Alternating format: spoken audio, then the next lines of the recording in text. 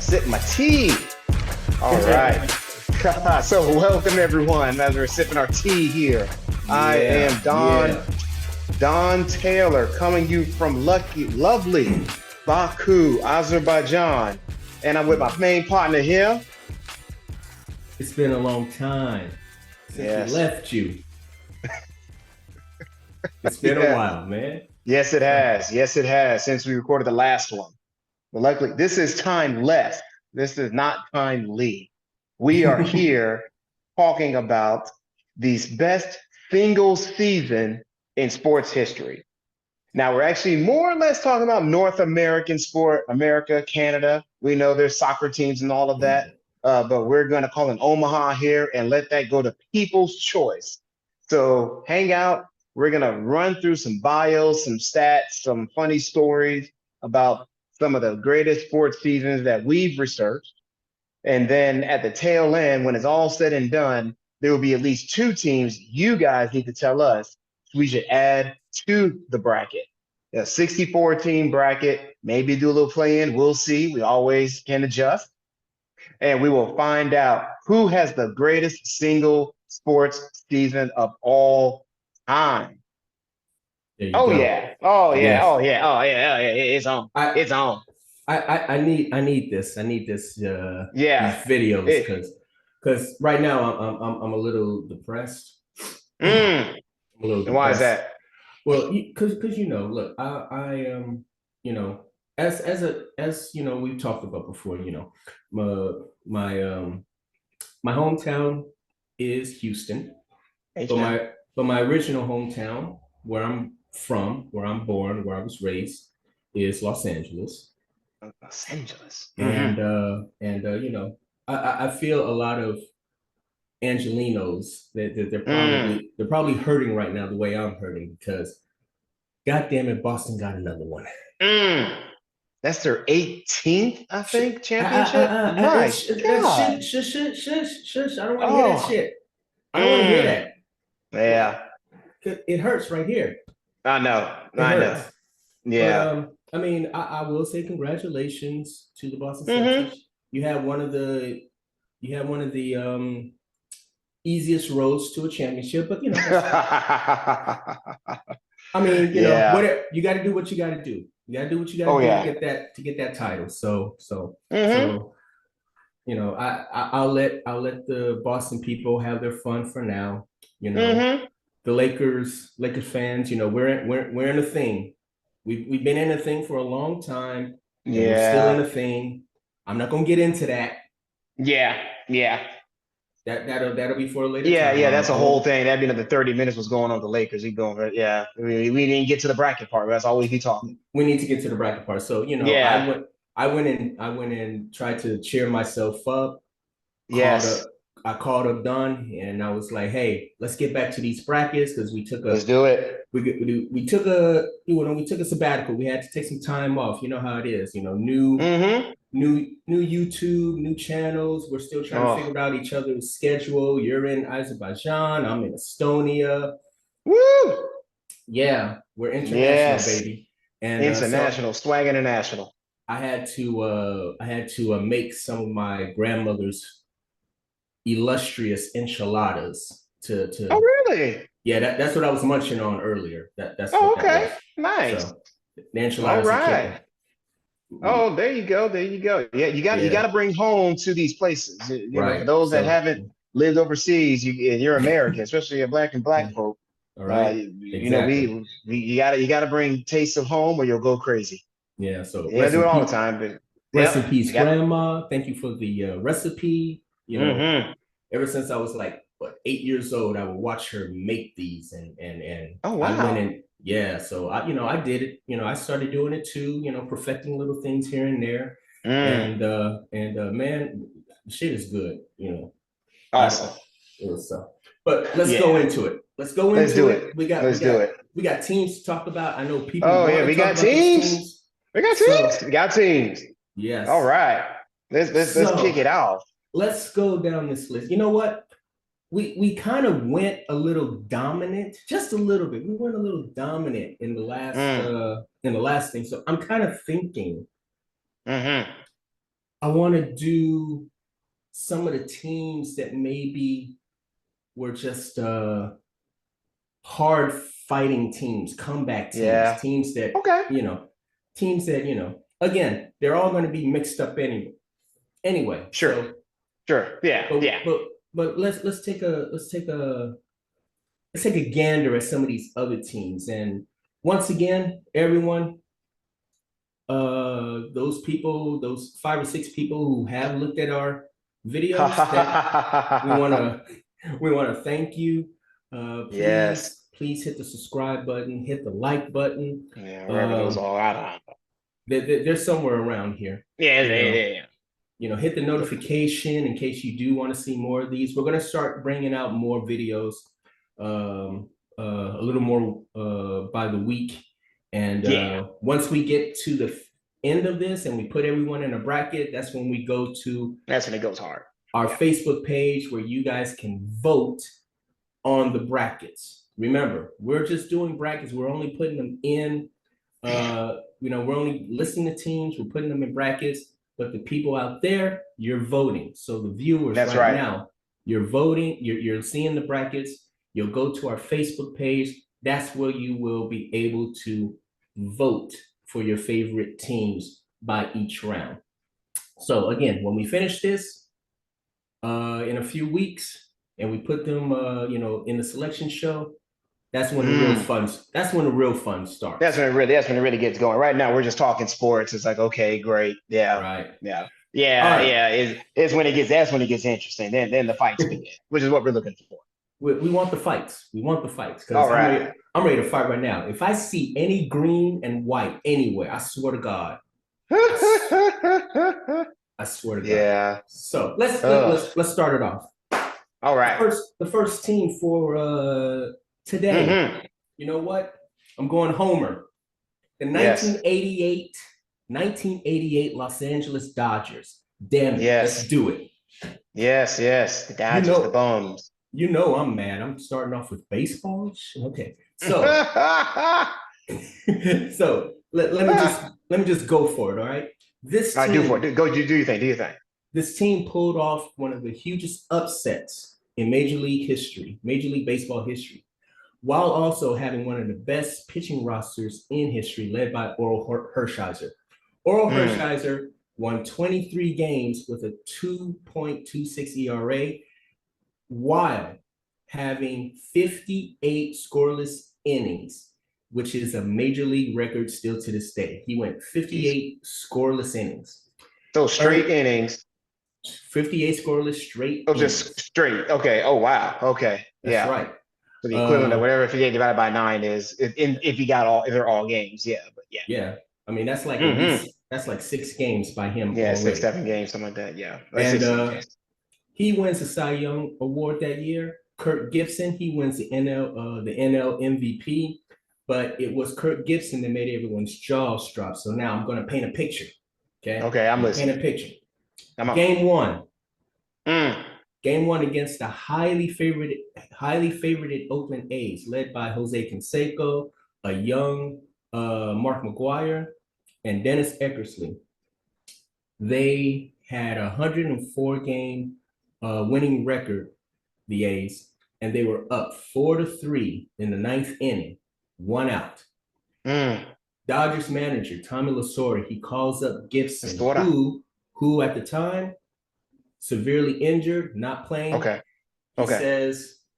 He goes to him. He says, "Try and make something happen."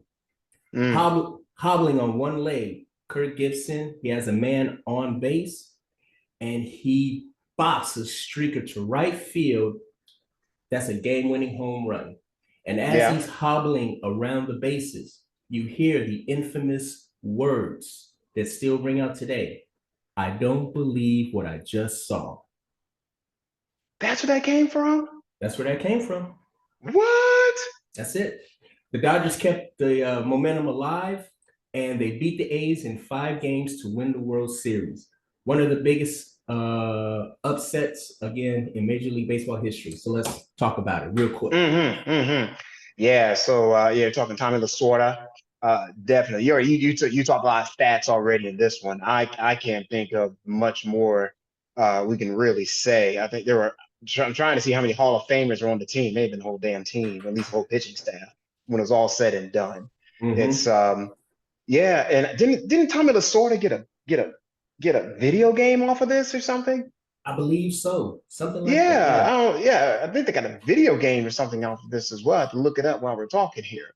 But yeah, and this was back when they had divisions. It was just East and West or something like that. So, and it was a 5 game World Series, if I recall, or was it seven then? It was. Oh yeah. It was still seven, of It's still course. seven. Okay, okay. So they really whooped on them. And then you think about that competition. We all know about Mark McGuire. Broke ultimately broke the home run record. Didn't realize he'd been playing that long. My goodness. And then Jose Canseco as well, who was just a He was a machine back then. he was a beast Uh, back then. oh That yeah. the Oh entire Oakland A's, the late '80s, early '90s, they were the team.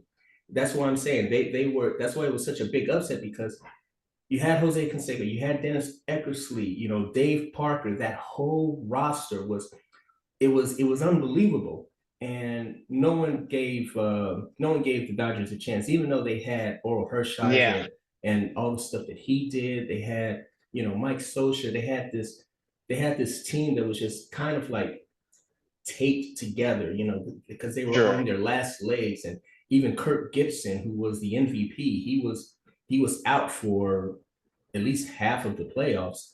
But that Sure. was that was his only that was his only that was his what do you call it? That was his only time in the World Okay. Series. Yeah. And then you're looking at the Dodgers. I see that they won the World Series in '81, Hmm. but that was the last time they won. And before that, we're going back to the '60s. They may have, they were still in LA. I can't remember when they moved from Brooklyn, but yeah, yeah. And then they went again in 2020. See how hard that is to win a World Series. So Yep. it's really, yeah, I think it's one of those pivotal moments. Put the Dodgers back on the map, and I don't know if I want to say the modern era of baseball in the late '80s, working his way into the early '90s, but getting fairly modern. Yeah. And yeah, I can't believe it. Was that Vin Scully that had the "I don't believe what I just saw" radio call that lives Actually, on today? actually, I don't remember if it was him that said that because it was on network TV. But yeah, Vince Oh, Scully. okay, network TV. Okay. Yeah, but yeah, Vince Scully. He was the Well, voice of the Dodgers. well, So, according to interwebs, Scully did do the network TV as well for the local stuff, the local oh, TV as well. It looks like the okay. guys that did in them days, at least for the Dodgers, the guys that did the radio also did television. So which I think is the best. I just love radio baseball personally. I just maybe that's the showing my There's age. I just really enjoy it. no. There's something about it. It's cool. Oh And yeah. another Oh yeah. and another fun fact before we go on. Sure, Uh, sure, the sure. Yeah. the '88 Dodgers.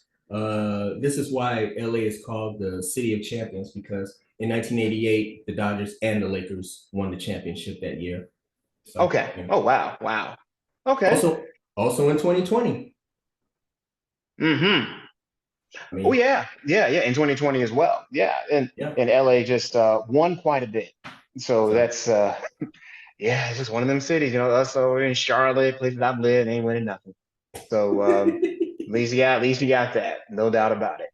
oh, poor Charlotte. All You'll right. get there. You'll get there. All Oh, right. we'll get What's there one day. All right. what's next? I Okay, feel so better. if we're talking people that are upsetting, I'm gonna jump around a little bit, stay with that theme, and Hmm. I'm gonna go with into football, opposite end of the country, the New Hmm. York Football Giants of 2007. New York Yo. Football Giants, potentially, and I, I would go ahead and also say the biggest upset in NFL history. Some would call it Hmm. destiny. This was, I can read the thing, but Lord, do I know. They weren't the Giants with Eli Manning. They were nothing special, it seemed like. They Yeah. lost to the Patriots in week 17, but they gave him some confidence for the playoffs because the Patriots at that time, who I think is actually also in this bracket potentially, is potentially one of the best teams of all time. They were the most winningest team ever with 16-0 regular season. They boat raced everybody in the playoffs. That takes you to 19-0 if you could combined record. Mm-hmm. And they're the only team to ever go 19-0 because the 72 Dolphins, they didn't have as many games back then. Right. So there's more opportunity for the Patriots to get got. I don't think there would have been maybe one or two games that were close because that's the Randy Moss year that the Yeah. Patriots were winning. So we're trying Exactly. to set that up to build you this Patriots team, kind of similar to that Golden State team with 73 wins or whatever. You're talking about they didn't win the big one, but this was one of the most dominant freaking runs we've ever seen in professional football. Mm-hmm. So now, final quarter, setting it up. Eli Manning throws. They're down. Throws the ball on fourth down to David Tyree, who catches the ball with his helmet. It seems like, which kept the drive alive. seems seems like he caught it Yeah, with his he helmet. did. A helmet caught the football. A helmet caught the football. The They helmet went on had to, hands. I know, right? They scored their only touchdown, and they scored a touchdown on that drive with seconds to go, achieving the most impossible, biggest upset, Super Bowl 42, winning the whole thing. And this team with Eli Manning, and we're gonna get some stats going in a second, look at some other players on that team. I don't know how many Hall of Famers were even on that team back then. So it's really I think just a maybe hell of a feat. It may just, and I don't know if Eli's even Hall of. I don't think Eli's been voted in yet. I don't know if he's eligible well, yet. no, not yet, but I think Yeah, the only other person that could be a Hall of Famer would be Plaxico Burress. yeah, Plaxico. Yeah, they may get him in there. Yeah. Yeah, they may get Plaxico in there. Yeah, so So yeah, yep, we kind of talked about this team a yes, little yes, bit please. when we talked about the Patriots. The Patriots, yes. And so yeah, there's not really that much else to say except that was one of the craziest Super Bowls anyone had ever seen. Mm-hmm. Yeah, I couldn't believe it. Like I said before, Yeah, I wanted the Patriots to win only you kind of because see that. oh Yeah, yeah, exactly. Only because I wanted to see a perfect season. That would have been cool. But seeing them get upset like that, that kind of gave me a little bit of satisfaction as well. The helmet catch is it goes down in history as one of those moments, just like the Kirk Gibson thing. How oh yeah. Kirk Gibson he hit that he hit that home run, and it wasn't like a regular home Mm-hmm. run. It was one of those streaking home runs that just kind of got out real quick. And you can see in the background that people have gotten in their cars and they left because they thought the game was over. And you see you see a sea of red brake lights and then you see people cheering because Kirk Gibson just hit that home run. Same thing here. You see Yeah, just everyone lost you. scrambling. Yeah, you see everyone scrambling, and it's It's fourth down, it was and the damnedest thing. he threw it. Yeah, He threw yeah, it right there in the middle, and Tyree goes up, and I don't know. It's like he stepped up on somebody just to get up yeah. there, Like he and did, which he I think is leaping officially. I don't know if you're allowed to do that, but they, I don't know if they called it and to let it go. and the way he brought it down, it was like he needed an extra hand to bring it down, and the helmet said, Yeah, I got it." yeah. And everyone's looking at just like, oh, come Oh, on. unbelievable. It, what's funny is I know we're trying to keep these not to go too long with these things, but I mean, I'm looking at these stats. I don't recognize nobody on this team. That's a Hall of Famer. Because I'm trying to see, because usually in all these bids we've been doing, part of the Mm-hmm. greatness of the team, you see, okay, these guys are Hall of Fame guys. Ain't nobody on here that's a Hall of Famer. That it appears to me, again, maybe a Plaxico, but whereas I imagine that 2007 Patriots team, it may be the whole doggone roster, may find its Mm-hmm. way in the Hall at some point, at least maybe 50% of it. And that just goes to show you that we're not just talking dominance, we're talking upsets. They actually did have a comeback against the Cowboys to get in the Mm-hmm. playoffs as well. I don't think That's right. it wasn't a cakewalk to beat the Tampa Bay Buccaneers. No, the Packers, Green Bay Packers in overtime at right? Lambeau Field, 23-20 for the NFC Championship game. I remember There that is game no other too. place in America anyone wants to be than Lambeau Field in January. Absolutely And not. and so and that's part of why they say maybe Eli Manning, maybe just not a Hall of Fame quarterback. It's like it just doesn't. It just didn't have all the stuff, which makes it even more amazing that they won the thing against what may be the best team of all time, one of the best of all Yep. time, And he has 2 Super Bowl wins. So I mean, there you and go. then two Super Bowl wins, which typically for a quarterback is all you need. That's all you need, basically. Yep, I know we lost our minds at the Super Bowl party for that one. We were hugging. It was because it's still amazing to me, even though it's like either way I would have been happy. But either way. Okay. All right. Enough of the Giants. No, Good on them. Let's keep uh, the party going. let's see. I like this one. I like this team. I'm going to go with this one. Mm. So let's go with our number 3, the 1998 Detroit Red Wings. Oh, okay. Yeah. So this was this team was not as dominant as other great teams Mm-hmm. in the Mm-hmm. NHL, Mm-hmm. but they were not scoring. They weren't scoring threats as individuals, but as a team, they knew when to score. They were led by Steve Yes. Eiserman and Nicholas Lidstrom, who respectively had 69 and 59 points that season. And this team was very well balanced, both on offense and defense. They were driven by more than points and goals, though, for the season because tragedy once again struck another team. Mm. They were defending the NHL championships and they wanted to repeat, not for themselves, but for their fallen teammate, Vladimir Yeah. Konstantinov, their defensive man, very all-star defensive man. He got paralyzed in a car crash after the celebration of the Stanley Cup win the year Okay. before. Oh, wow. Right? They found their way Ooh.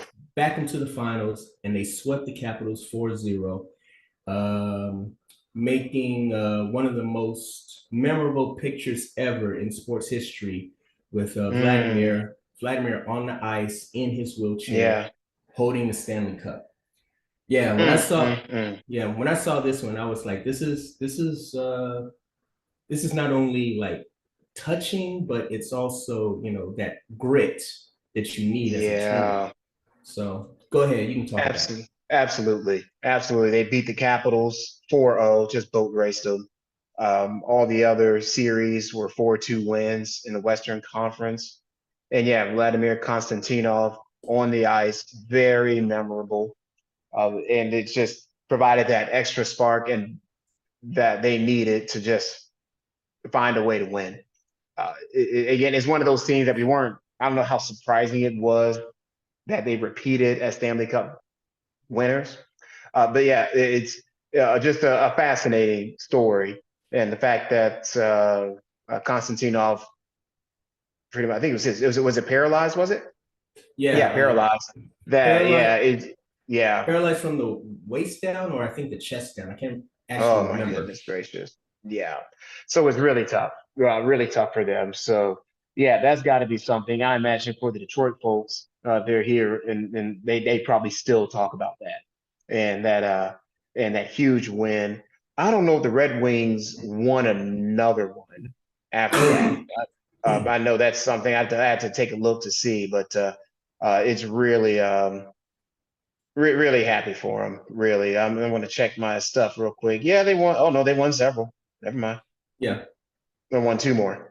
2001 and then 20. So not long after that, and then in 2007.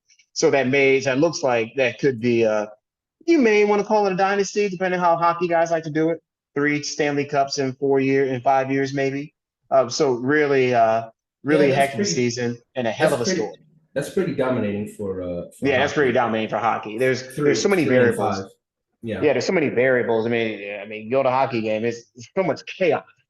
Anything can happen, and to be consistently winning is truly truly special. Yeah. So there we All go. right. 98 Good, Red good, Wings. good. All right. All Go right, with number cool. four. All right, let's keep it going here. I'm gonna, since we're going kind of underdogs and people that are not maybe expected to win, we are going to go with some Black history now with the Uh-oh. 1966 Texas Western Miners, or the Miners, Nice. National Collegiate Athletic Association basketball. So no stats, no big or future Hall of Fame names, but what this 21 and 19 did was historic in such different ways. Now known as University of Texas El Paso, or UTEP, which the Mm-hmm. Miners we all know. Yep. This team is the first we know of, the first known to have all Black starting lineups in the Southeast. So there were these other teams. And they defeated an all white number one ranked Kentucky team 72-65, making them one of the first great underdog stories of the NCAA tournament. Look, Uh, Go ahead, brother. I'm sorry. I'll just say it real quick. Go It ahead. for me, it wouldn't even matter all white, all black. It's a number one ranked Kentucky team. That just says it all Mm, for me. So yeah. yeah. Yeah, it's Kentucky. They Kentucky darn near invented basketball. At least their people did. It's just really really insane. And I think you think about it, this is 1966, so maybe people didn't quite catch that. Right. Recall what the nation was looking like in 1966. We are in the teeth of the civil rights movement. I got to look up. I just don't have all the numbers memorized for when all the assassinations were happening, the MLK, the Malcolm X, the Yeah. JFK assassinations.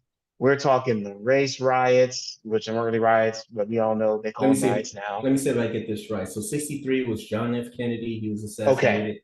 65 was Malcolm X. okay. And then 60, I want to say 64 was Medgar Evers, maybe 64. 68 was Martin Luther King Okay. And Robert Kennedy, both And in RFK. 68. There we go. Yeah, yeah, I mean, we're talking and the racism in those times. I mean, the fact that it's Kentucky, it's the Midwest.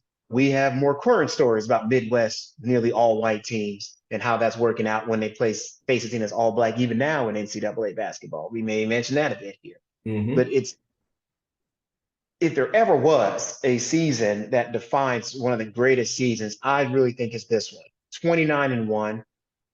Just to stay on the racism a little bit more, nobody brought out the ladder for them to cut down the championship Mm-hmm. net with.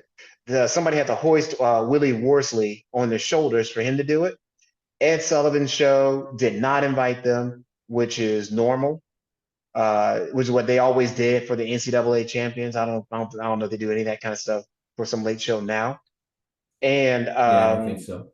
yeah, and then you think of the impact of it, that it helped desegregate the Southeastern Conference. The And Southeastern Conference, which today looks like Million Man March when you see a lot of the games, at least on the field. They were one of the last holdouts for keeping all white teams. Big surprise, Southeast Conference. right, and it also popularized the NCAA tournament too. It helped popularize the Yes, NCAA tournament.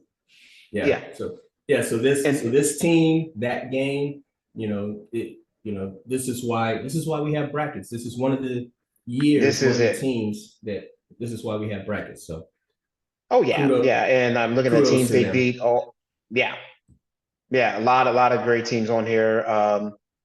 Just trying to see near the tail end there. You had the Boston College, Loyola Chicago was number 6 ranked. You had Oklahoma.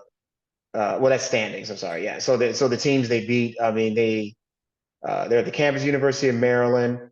Actually, no, back up. The team was inducted. The team itself was inducted in the Naismith Memorial Basketball Hall of Fame in 2007. So what a good 40 ish years or so afterward, they inducted the team as a team into the Hall of Fame. Don't think any individual players made it themselves. Okay. Oh, good, Yes. good, good. So hopefully that, and we all know the parallels of that. Iowa LSU stuff that I think my thoughts were that was probably the most segregated looking game since this game for the championship in the You could finals. say you could say Yeah, that. Yeah. I think I'd have to look around to see since 1966. I thought it was West Texas, but it is Texas Western. Yeah, Texas I Western. don't know why I kept calling it West Texas, but it's actually they are in West Texas, but Texas Western Miners, how much that actually happens. So give them a thought. 29-1 record, be the number one overall. The impact for desegregation, the impact for the NCAA bracket tournament itself, by which we are still benefiting from that. This is where it started. All right, Wow. over to you, my man. Boy, I hate having colds. All I know, right, right? so Yeah, it's never fun. so I think we're going to just keep this train going just a little bit. This one isn't like a comeback or that much of an upset. At least in my opinion, it's not that much of an upset. But Mm-hmm. in a lot of people's eyes, the experts, this was Yeah. one of the big upsets of college football. So the 2007 Boise State Broncos. Oh yeah. I forgot we had him in there. Yeah, son. Oh yeah. Yeah, I don't know why, but I just love Boise State. I think it's because of their field, a blue field. I mean, come on. Smurf turf.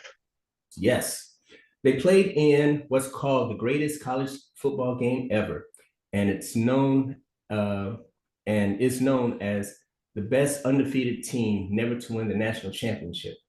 They were Yeah. underdogs, they were exciting, and they should have been national champions, in my opinion. Mm-hmm. This 12-0 team was the second undefeated team in 4 years and a four-time WAC champion.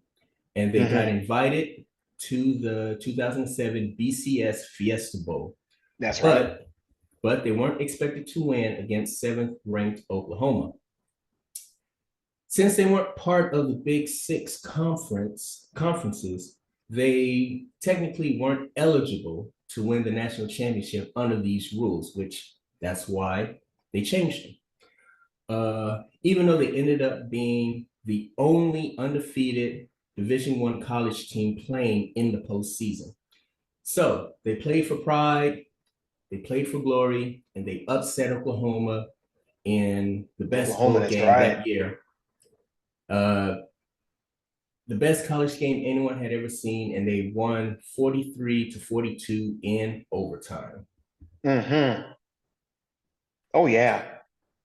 The Smurf turf. Oh, came out of nowhere in the part of the country nobody was talking about. Boise, freaking Idaho. And you look at when they beat Oklahoma, not that Oklahoma are slobs now, but Oklahoma back then was an absolute juggernaut of a team. This was Exactly. supposed it was supposed to be an absolute thrashing because we saw this. I'm trying to remember if it was before or after, like Hawaii did Yes. something similar, but got Yes. destroyed Yeah. in their bigger bowl game.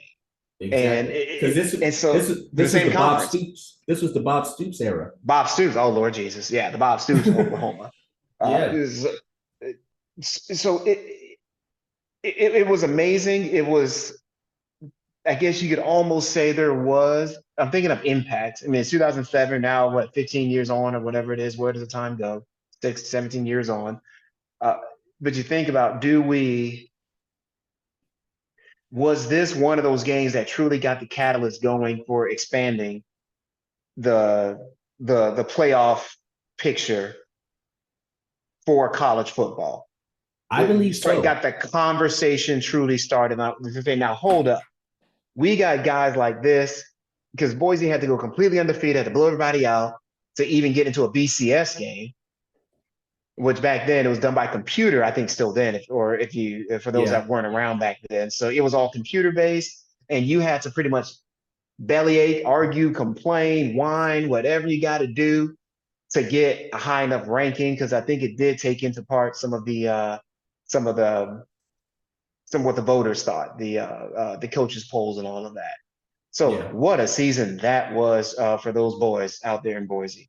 I mean, you think about it. Like who would have thought a team like Boise State would ever have a chance to even win a national championship or even be included in the talks of top ranked teams? Like Hmm. we're talking about teams like Oklahoma and Miami Yes.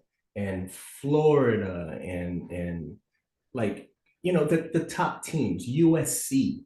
I mean, these were the top Oh yeah. these were the top programs of like 2000s. And Hmm. Oh the yeah. Boise State just doesn't fit. Doesn't it You doesn't talk even doesn't even, doesn't even, doesn't roll off the like tongue. it It was doesn't. I don't think anybody on this team did much in the pros. I'm looking at it now. I'm not seeing the names here. Oh, this is the Sooners that had Adrian Peterson, by the way, Yep, playing. exactly. So I mean, we're talking absolute juggernaut.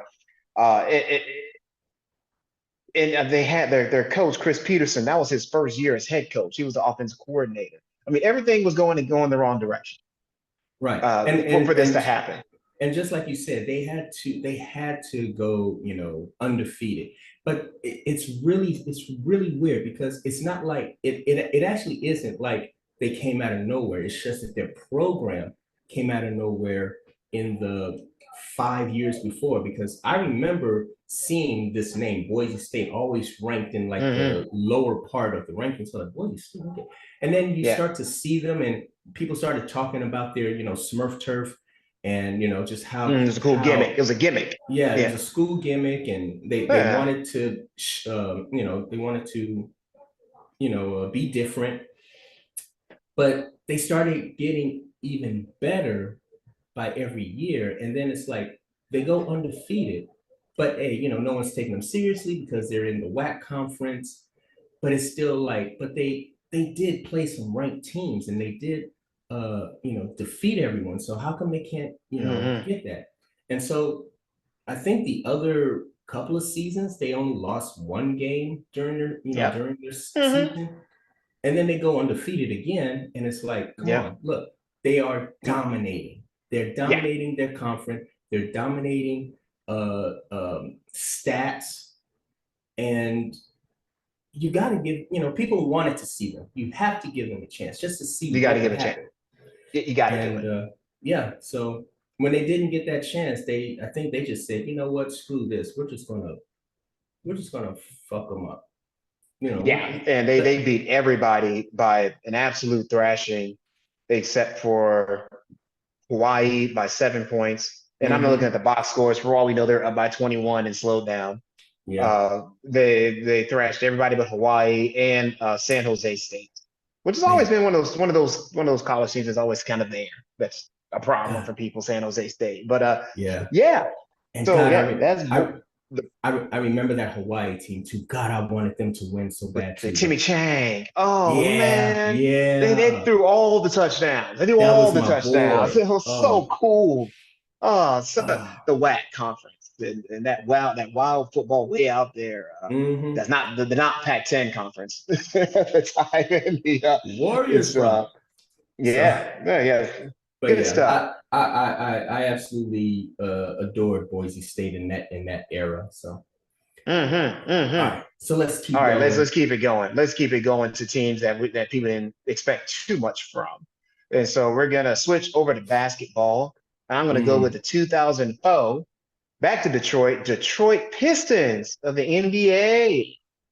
So wow, yeah, I don't the know why, Pistons in but 2004, man. We're talking 2004, the Ben Wallace Pistons. I, I don't I think. for some reason I knew you were gonna go to that. I don't know why, but Oh yeah, they had no. I don't think that no All Stars.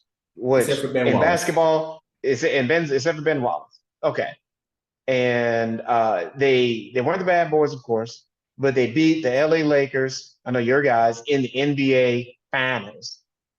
No offensive scoring at will. They did it with just pure defense, hard nosed Piston style defense. 54-28 record, good for just third in the Eastern Conference. But that defense held their playoff opponents just 74 points in the wins for Detroit and continued all the way into the finals against a really high caliber, high potent offense with the Lakers, but they won in 5 games. The Lakers are favored, of course, and to what they now call one of the biggest finals upsets in NBA history, the 2004 Detroit, as they say, I think, Detroit Pistons. Mm, what a season that was. Oh, I know, man. Careful there. I hope that's not the grandpa Mm, special cough syrup there. just a little something to take away the pain. Um, Mm. yeah. Yeah, this. Oh yeah, I mean, yeah. Hey, the Lakers deserve to get whipped. That's all I yeah. can say. I think they It didn't take him was seriously. I think. they didn't take him seriously. They did too much with their roster. It wasn't the same. It wasn't exactly the same as like 2 years prior. They took a little bit of shine off of their defense that they had. Hmm. Shaq was not as he Yeah, wasn't this as Shaq was still there, I believe. Then, yeah, he yeah didn't go to Miami yet. Shaq wasn't as I don't know I want to say enthusiastic as he usually is, Mm. but yeah I remember trying to forget about these finals as I do most finals that my team loses. I just try and Oh forget yeah, it, at least y'all are but in the finals to begin with. We just happy yeah, to have something. Yeah. but um, but I remember this team for how swarming they were. I'm talking about Mm. I'm talking about Rip Hamilton and Tayshaun Prince, both of Chauncey them, Billups. and Chauncey Billups, both of them on Hmm. defense. And Chauncey Billups, he was the leader of that team, Oh and yeah, yeah, I just yeah, it was interesting. It was just one of those interesting moments as a fan of either team that you would go, did this really happen? And yeah, yeah, I don't know. I don't know what else to say. It was yeah. it was it Just was a some. great team. Oh, absolutely, and just some interesting fun facts. I mean, they drafted poorly. They drafted the vaunted Darko Milicic. Is Right, it that was that Milicic or year. Milicic? Oh, Milicic, yeah, yeah. Milicic. Yeah, I'm reading it now. Yeah, my Croatian is not as good as it used. Is it Croatian? Yeah, he's Croatian. Serbian. Oh, Yeah, Serbian? Slav. I thought it Yeah, was I can read most Slavic languages decently enough, but yeah, Serbian guy. I hmm don't know why I thought it was Croatian, but anyway, the itch is Serbian. hmm Yeah. So yeah. Anyway, they say the most biggest draft bust. They did not. LeBron James weren't going to get him. They got Darko, and they passed on Carmelo Anthony. We saw pretty quickly who Carmelo was. We saw who LeBron was. Darko just never materialized to anything. It was Larry Brown was coaching, Joe Dumars, general manager, one of the bad boys as the general manager. I loved that. And Ben Wallace came out of the mighty Virginia Union University, HBCU, out of Virginia as well. So it's just there was compared to the show now I don't say Showtime, but the glamorous Lakers with all the star power they had, and I see them on the list. They're right below that, just a bit before, but it's the with all of that, the fact that that team, Ben Wallace with his scraggly afro on them, won the whole thing, just really was special. Then legacy wise, I don't know if that really changed much. For the NBA that a defense team won finally something. But it did make everyone stand up on edge that you got to play defense to win the championship. Yeah, and yeah, you said that was the year Larry Brown was coaching Larry them, Brown was correct? coaching. Larry Brown. Yep. Yeah, and that was his first NBA Finals win That's as a right. coach. That's right. He never And I won the think finals till then. and I think that was one of the things that kept me in it. I was like, he's been to the finals several times and he's never won. Why should it be different now? And I was just holding on to that idea. I was like, oh, Larry Brown's in the finals. Oh, we're gonna win. And, and, Oh, we have Rasheed and Wallace as well. yeah. Oh, that's right. Yeah. They had Rasheed They Wallace have too. Rasheed Wallace from Carolina. And Yeah, they had it. yeah, Yeah. and I'm not putting Larry Brown down. He's an awesome coach. He's a Hall of Famer. I just was feeling that it was like, hopefully that streak will stay alive. But his team pulled it out. He knew what he was doing, and it was one of those things where it was a matchup nightmare. Mm-hmm.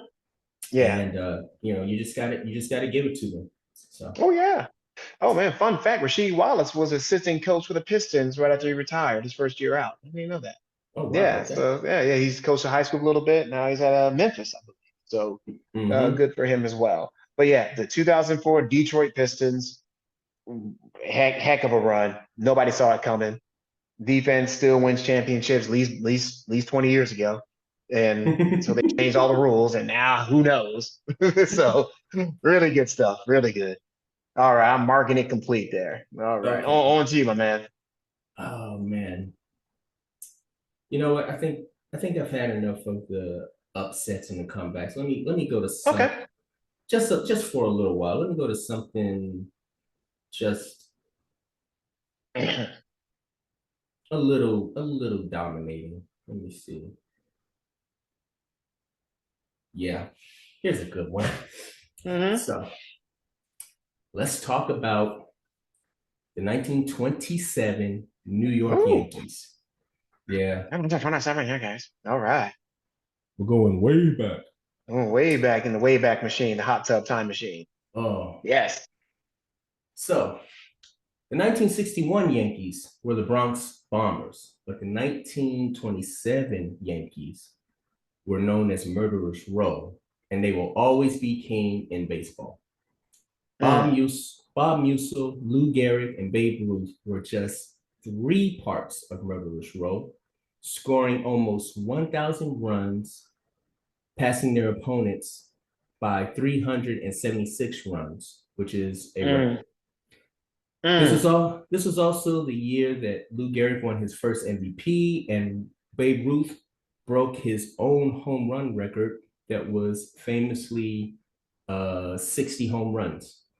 They won 110 games that year, beating the Pirates in the World Series by sweeping them. And I mean, there's really nothing else you can say Yeah. when you talk about folklore of baseball. This is pretty much the team that you would talk about. Yeah. So, Oh, yeah. Yeah. I mean, yeah, Lou Gehrig, Babe Ruth, Earl Combs, Mike Kernick. Yeah, it's just crazy. And was Babe Ruth pitching that? No, he wasn't pitching back. I'm looking at no, it here just to that see. was Yeah, earlier. that was earlier. Yeah. So it's really, I mean, what can you say? I mean, we talked about the 61 Yankees in an earlier video. Go check that out if you haven't already, and how they got a lot of heat because they were potentially eclipsing at least the home run record. This Yankees team, the 1927 Yankees, and Babe Ruth's home run record and all of that. It's it's, it's like I don't know why you mad. You beat your own record. It's fine. Yeah. Exactly. Books. What's wrong with you? Uh, It's like how you gonna be haters of your own squad? yeah. Like It was that's that stupid. important. ESPN did documentaries. I'm sure I could find 10 more documentaries on this squad. Babe Ruth by himself. Mm-hmm. Hell, I went to the bit not last year. I went to the Babe Ruth Museum in Baltimore to check that out. They had some of that memorabilia up there in Baltimore where he actually played originally. I didn't know that. At least Mm-hmm. kind of grew up there in his old house. It's I don't know if this was the first championship the Yankees won. I think they won fifth, the fifth pennant. Yeah. So it's really, I mean, it's that murderers. It's just the pure folklore. I mean, the disease is named after Lou Gehrig, unfortunately, but the name still lives on because what happened to him. Now we talk about that. It's it's really it's just one of those squads. It's I know Yankees guys been going for ages. I think maybe half these guys, their jerseys are retired. However, they do Mm-hmm. that in New York. I don't know how exactly they do all that retiring crap. It actually was either number or just a name or had a little field out in the outfield or something. But whoo, what a Yeah, team. What a record. My goodness. yeah. I won't stay on this too long, Yeah, yeah. obviously, I wasn't around. You weren't around. Yeah, yeah, None yeah. none of the people here were around Mm-mm. back in 27. In 27. But Yeah, it was a good but year. uh but Mm-hmm. it's funny, and I'm not a Yankees fan per se. I mean, some No, teams I not as like, much. some teams I don't like. It just matters. Mm-hmm. Particular year, but this is one of those teams, and it's one of those things that, as a sports fan, you understand how important people on this team were, or how important this team was. And you may do the research, you may not. Maybe you'll just listen to stories. Maybe you'll hear about what Lou Gehrig did in a certain game, or what Mm-hmm. Babe Ruth did. um but this is the kind of stuff that sticks with sports fans, so you got to give them Yeah. you got to give them that respect, especially in this era. And yeah, I mean, this is pretty much the greatest team baseball has ever seen. um Mm-hmm. Oh, it may be. I think which, yeah, it very well may be the best that anyone's seen. yeah. Um, Unbelievable. All right. Well, I'm gonna keep it going then, and I just like to do these Go things because sometimes it makes life easier for editing. I'm gonna go on the subway and just go right on the subway to the New Uh-huh. York Mets, the amazing Mets, but in Oh, 1969, the the Mets 69 beat the Mets. Mets. Step right up. All right, good deal. That's enough singing. All right. So the Mets, they were the laughing stock of baseball. They were the laughing stock. Some people say they may still be the laughing stock of baseball. But the Mets were an expansion team. Their first years in MLB were god awful. They lost 102 games average for the first 6 years. They got a new manager in '68, but so things may be turning around. But this season, the '69 Mets, nobody saw this one coming, led by Tom Seaver, Jerry Kuzman, and a young, fresh Nolan Ryan.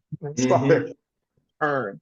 They clinched the division with a 100-win game season, went on to defeat the Atlanta Braves, led by Hank Aaron himself. And although no one gave them a chance, they beat the powerhouse Orioles, Baltimore Orioles team, and they were something back then. Hunkered Mm-hmm. down and beat them 4-1. And the miracle in Manhattan was complete. They played in Manhattan at the Polo Grounds or whatever. No, anyway, I'll Um, second. Yeah, sh- sh- where what, Shea Stadium? Shea Stadium was that in Manhattan? I don't know. Yeah, it was Shea. You're right, Shea Stadium. But it was in Queens. Why did they say in Manhattan? Anyway, yeah. So yeah, Shea Stadium's in Queens. But anyway, they are so the Miracle in Manhattan. Sure, the Mets won the whole thing. Um, I still see references to this, but some thoughts on yourself on the '69 Mets. Uh, really don't know that much about this team. Mm-hmm. Again, before my time, Oh yeah. not my sport, not my city. But I do but I do remember a lot of people, they do talk about the Mets as it compares to the 86 Mets. And I do remember that team. And they say, they were kind of the same, they were a little bit of the same cloth. And yeah, it is one of those teams when that you think to yourself, you come from Yeah, a they're like the culture. yeah. You come from a culture of losing, and even though you're an expansion team, you still don't want to like really lose that much. And then out of nowhere, your fortunes can just turn around, and you don't think that you can turn around from being the worst team to being the absolute best team the way that they Mm-hmm. did. So, Miracle in Manhattan, I can understand it. Oh yeah, yeah. It's you have to one thing that lets you know because I wasn't around either when all this happened. is how big of a deal this was, or all the pop culture references about this team. And I'll list a few of them. That George Burns and Old God playing, talking to John Denver, basically as God, was saying the last miracle I performed was the 69 Mets. The show Oh Frequency my God. talks about the Mets. In Men in Black 3, one of those aliens that could see the future from the fifth dimension said that he loved the Mets title because all the improbabilities that it helped. Uh, in the TV show Growing Pains, the family name was the Seavers and neighbors were the Kuzmans, so they named on the Mets. And even in Wow. the Simpsons episode, they talked about it. I think I just finally saw the Men in Black, the Back to the Future series on the plane over here. Finally saw those movies, and I think even they mentioned the '69 Mets and how like the timelines and all that stuff. You could bet on them to win billions of dollars. It's it's something. I think the Mets, it really helps because if I think in those days they were the fourth most popular New York baseball team, even though the Giants and I believe that no, I know the Dodgers. I think even the Giants had already left. Yeah, They they still did. had more fans in New York than the Mets. It's so it's just of all teams that stayed with the Mets. The and the Hall of Famers, the list goes on and on. We talked about the three pitchers there, and then you think about who they beat with Hank Aaron, another Hall of Famer, obviously, huge deal there. So the amazing Mets, what just insane, insane. Slot them where you need to, Slot people. them in where you need them. Does the amazing Mets better than some of these other baseball teams? I don't know. Is that a better season? I don't know. I don't know. All right, let's see. Let me see, I had one in mind. Maybe I won't go to that one just yet. But yeah, you know what? I'm gonna oh, oh, Mm-hmm. oh. No, I'm gonna go with this one because I like Cool. this one. So let's go back to college football, and Mm. let's talk about one of the greatest teams in college football history, Mm-hmm. the 1995 Nebraska Cornhuskers. Ah, yes. Yes, Th- yes, yes. yeah, they are considered on the short list for the greatest team in Oh yeah. NCAA football. Another undefeated season, the Cornhuskers went 12-0, averaging 53 points per game. I'm going to say that again. They averaged 50, Mm. 53 points per game, and they only allowed 14.5 points per game. Oh my God. Nothing really to say about them, but that they are the greatest college team ever, arguably. Um, Besides that, they were better this year than the national champions of the year before. Mm. So, yeah, we're talking about not only one of the greatest teams, but we're also talking about a back-to-back champion here. Oh my yeah.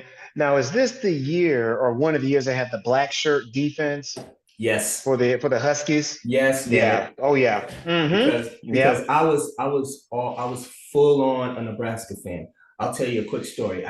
Yes, please, please, please. Love the I stories. I had a friend in high school. Not really a friend. Maybe we can call him a friend. When I was my freshman year in high school, and this was when I was in Dallas, and I went to Hillcrest High School, and there was a guy named Corey Dixon. He was Okay. a senior on the football team, and fun fact, this dude likes to sing because he was in the choir as well. So, Okay. but yeah, he was the starting. He was the starting wingback, Uh-huh. and he got a scholarship to Nebraska.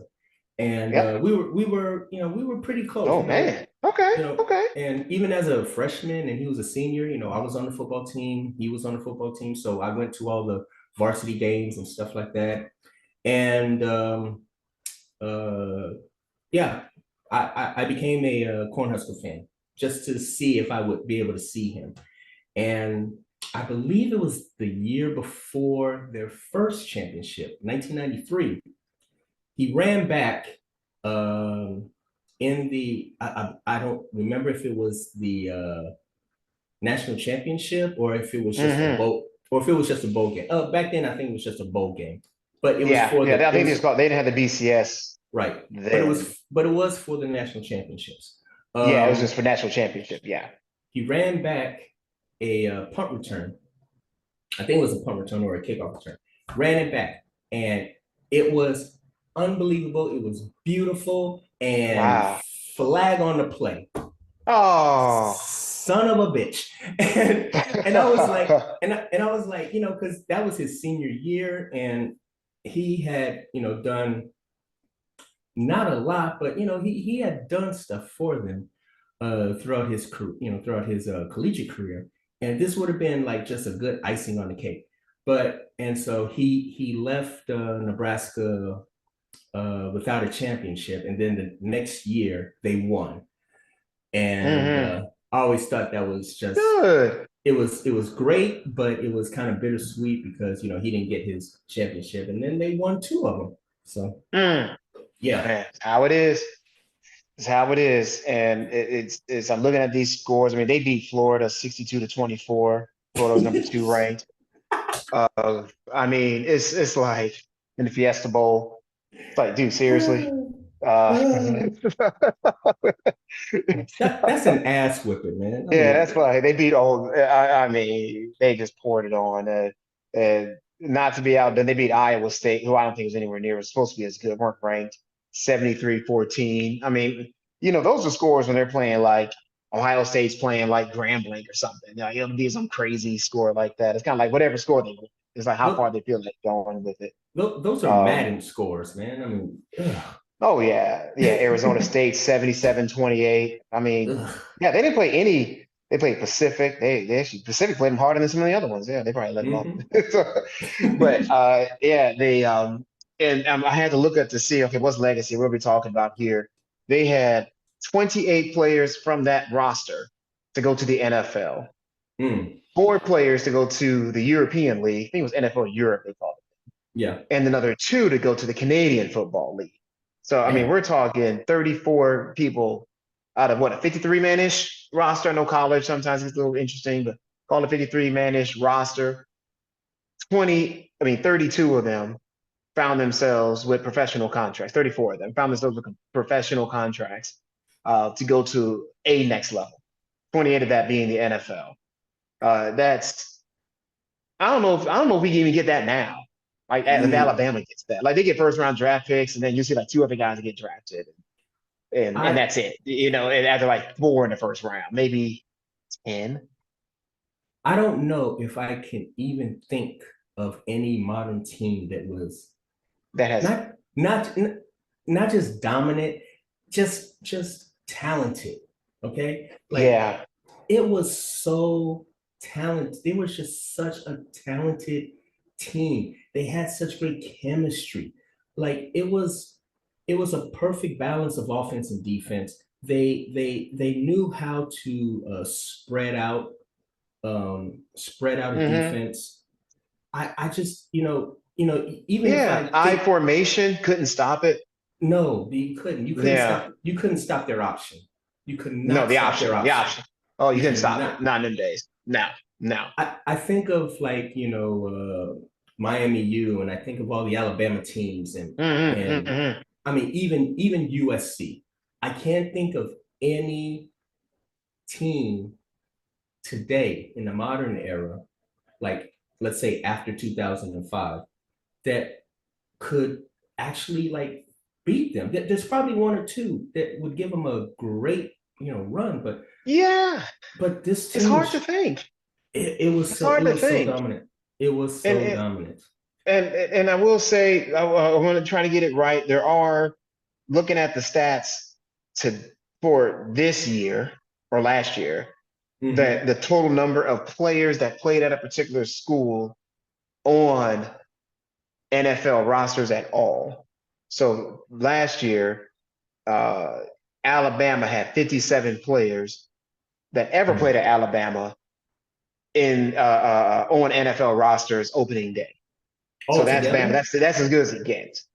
Uh, but Nebraska had more than half of that in just one from season. 1 year, 1 season of the roster. It's a so this is guys that played Alabama 10 years ago that are still playing. They count on this, and guys that are rookies as well. So yeah, I don't think anyone's. I mean, I'm not going to say no one's going to come close, but it's hard to think of another team for the Yeah. Huskies. Hard times for the Nebraska's program. Hard times though. Yeah, right now they are having hard Hard, yeah, times, hard but times. Hard times. hopefully they Okay. come back. All right. Let's keep it going then. I want to go because I'm still in upset mind frame. Go I don't for know if I'm gonna burn all the upsets in this one, but let's just roll. All right. So I'm gonna let's I want to talk some Lady Ball a little bit. I want to talk it. about Tennessee. Oh, 2008 Lady Volunteers, the Lady Balls 2008. nice. Nice. So when we think of national championships for women's basketball, you got to think about Tennessee, the Lady Volunteers. This was their last of 8 titles, back to back, too, finishing with a 36-2 record. Even though they squeaked by LSU in the Final Four, 47-46, they went back to their dominating ways, thanks to Candace Parker, Candy Girl, in her last college game, beating Stanford 64-48 to take home the title. So that's what we got on the Lady Vols back then. And we're trying not, y'all, we're really trying hard not to conclude whole series of seasons because when it's 8 titles or whatever it is, it's Pat Summit, Lady Volunteers. You try not to think of that. But I'm thinking of Candace Parker, who I think she went to the Olympics that year. Yeah. I believe it was that year as well as a college player, which we know in 20 we know those ain't always guaranteed money. We know that. Yeah. And Well, we don't have so, to talk about it, but and she was the WNBA MVP, I believe the very next when she got her rookie season as her, well, yeah, to show you the level of dominance Candace Parker had. Not to mention she made it really far in the media bracket as well. So that's another feather in her cap. damn right. So Lady Balls 2008. What are you thinking there? Yeah. How can you not think of Pat Summit though? You know, You got to think about something. I You mean, got to do it. yeah, like I think, I'll say this with, I would kind of say a limited uh, experience with Mm-hmm. women's college basketball. Even though I do like it, I just am not a big fan. Which Yeah. Yeah. Same here. Yeah. looking at it every year. But when you think about women's college basketball, and you think about the dominant teams, you think of USC, you think of Louisiana Tech, you think of Mm-hmm. Tennessee, and you think Uh, of Tennessee, and also Tennessee, you think of UConn, UConn, obviously. Stanford. But even before UConn became like this huge Yeah, this thing, dominant. It was like won like 50 in a row, it felt like, or something. Yeah. before UConn, it was Tennessee who was the dominant force in women's Mm-hmm. basketball. And yeah, I remember people talking about Candace Parker, and I don't think I was Oh looking yeah. at there's a large chunk of Mm-hmm. time when I didn't get to see a lot of sports because I had just moved to Estonia. Mm. I didn't get a lot of sports, and it was right around this time, 2008, when I moved here, and so I didn't get a chance to look at a lot of stuff. But I had heard about Candace Parker, how she was going to be the new, I don't even want to say it girl. She was going to be Yeah. like, Yeah. she was going He to was be the gonna be new the face of it superstar. all. Yeah, the Yeah, face of it all. she was going to be the new superstar, and she had like superhuman powers. The way that she dominated college basketball, and I wanted to see it, and there were a couple of games where I got to see it. I was just like, yeah, she's kind of nice, Good. and Yeah. yeah, Oh yeah. as far as the other teams, I was looking, when I was researching this, Hmm. I just thought to myself, everyone else that played for Tennessee, and you're talking about people like who else played for Tennessee, like Shamika Holtzclaw, Yeah. and I'm forgetting the other names. That's the only one that's popping out to me. No, okay, yeah, that's fine. I had to look it up myself. Yeah, Um, just not as versed in it. when you think about Tennessee right now, I think of this team and what Candace Parker did Hmm. for this team. And yeah, it's just I could have picked a lot of teams, but this one was the one that stuck Yeah, out. This is the one that stuck out to absolutely. me. Yeah, So and you can always do a mini bracket of those 8 championship titles just to see what if you did it just with Tennessee fans to see what yes, they you can. if you played them against each other, who would win? You know what I would like to It, do? Oh God, you know what I would like to do? I would like to get a bracket of just Tennessee and UConn.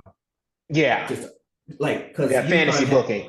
because Yeah, see what. you have all these seasons of UConn and how they dominated. Mm, And then you have Tennessee, having the same thing. Oh, that would be so cool. That would oh be yeah, that yeah. would be We got awesome. we yeah well yeah we got it. Yeah, right on the list. Yeah, right on the list. That's a So mini yeah, bracket.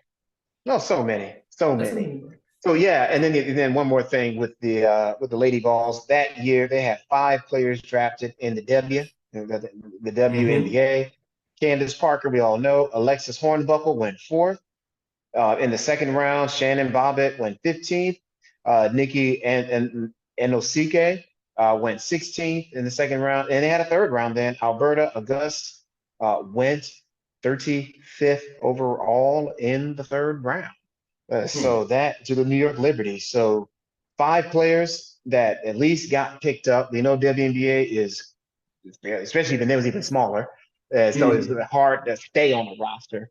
It's oh man, it's just something to see. So it's hard to pick one, but we had to pick one. We couldn't do any of this bracket without the Lady Balls 2007, 2008. Man, okay. We're at number 11. Mm-hmm. Let's get to it because we're at the home stretch. We're almost Yes, there. So yes. yeah, I'm gonna get right into this one because I don't Go know. for it. Go for it. I Yeah, got a go little for it. I got a little excited when I saw it. Here we go. 1967 UCLA Bruins. Ah, the lovely Oh my goodness. California knows how to party. Yeah. So I gotta gather myself. So Yes.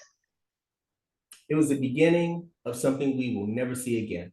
Mm, This this team went 30-0 and started a winning streak of 7 NCAA championships in a row. mm.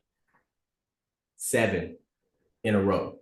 And Good not Lord. only that, 10 of 12, 10 championships in 12 years. That is called Mm-hmm. absolute dominance. This is the Yes. first year of the emergence of the sophomore that we knew as Lou Alcindor. Mm. Yes, hugely recognized as the greatest Wow. college player ever in NCAA history.